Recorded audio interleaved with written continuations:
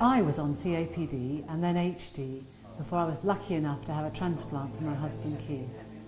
It was a bit of an emotional roller coaster for the whole family, but it was fantastic when we found that Keith was a good transplant match.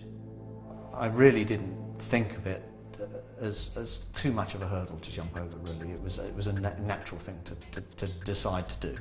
And so we moved forward and we planned it. How much do you want me to put in the pan? A couple of tablespoons. They were honest with us, they didn't want to keep anything from us.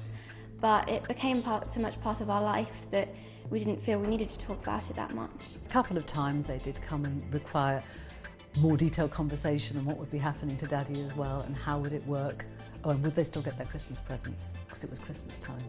We're both IT people, and in some respects we just looked at it as a project and we worked our way through from step to step. It's going to be difficult. What's a Hindu queen? Once it had happened, again, I could hardly believe it for a little while. I immediately felt a million times better than I had probably felt for 10 years.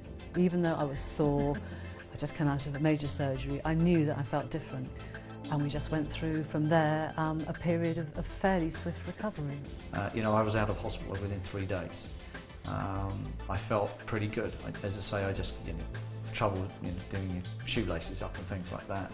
The most frustrating thing probably was being at home for a month and not being able to do anything.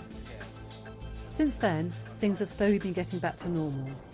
Now I've had the transplant though, I have to make sure I take my anti-rejection drugs every day, and that's something that will continue throughout the life of the donated kidney.